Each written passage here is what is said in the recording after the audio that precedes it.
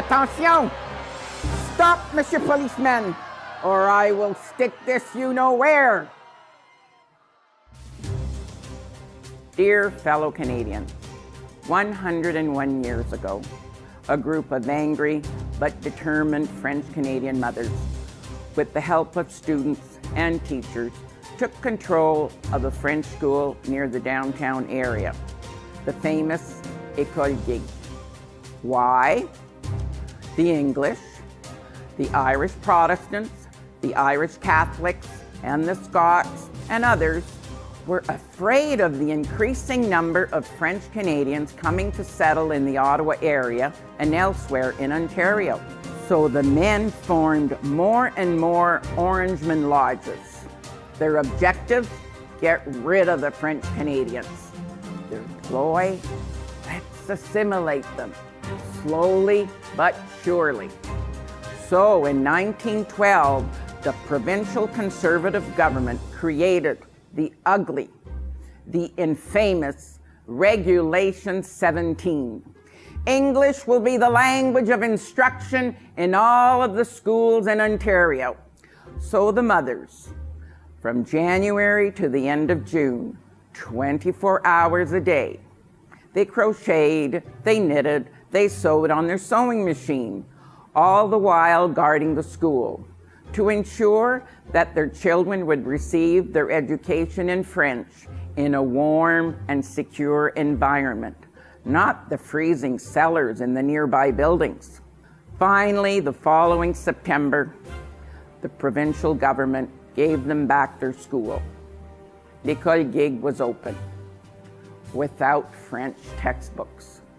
A friend of mine said, Linda, in the late 40s, early 50s, in my elementary school near Sudbury, we didn't have French textbooks, only English, and we couldn't even understand them. I know, I said. I found out that around 1885, the government slowly started to eliminate French textbooks from the approved list, until poof, there was none. I experienced the same thing in the 60s, only in high school, and my brother even in the early 70s.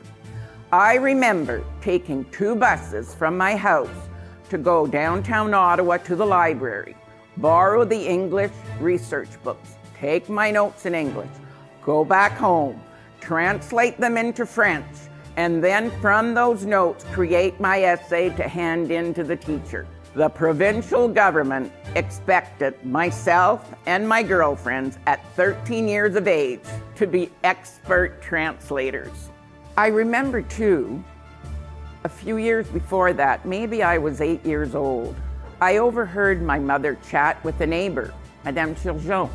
Madame Turgeon was sharing the fact that she found a job as a salesperson in a department store on Rideau Street.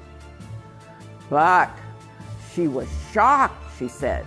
Even if she knew French Canadians would be in front of her at the counter, she had to first address them in English.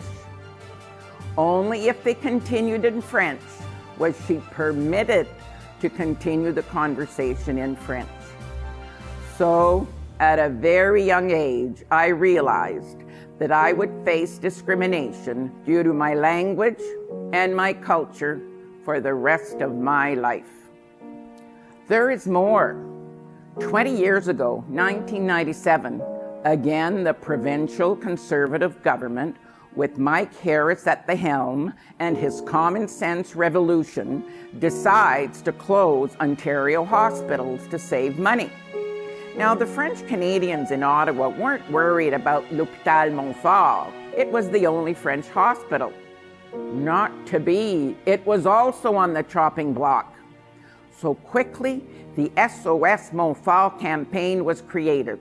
And on March 22nd, 1997, 10,000 people gathered in Lansdowne Park to protest the closing of the hospital.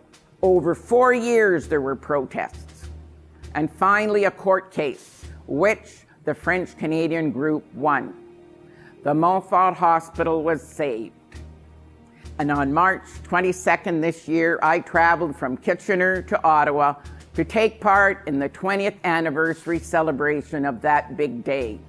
I celebrated the eventual creation of the Francophone Academic Hospital of Ontario, one of 40 academic hospitals in Canada.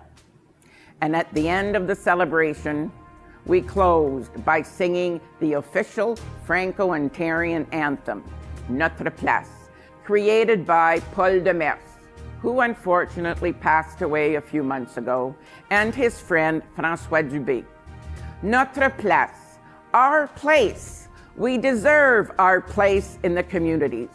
We deserve our place in healthcare. We deserve our place in education. Fellow Canadians, go online, bilingualottawabilingue.ca. Sign the petition for an official bilingual capital of Canada. My capital, my Ottawa. Your capital, your Ottawa.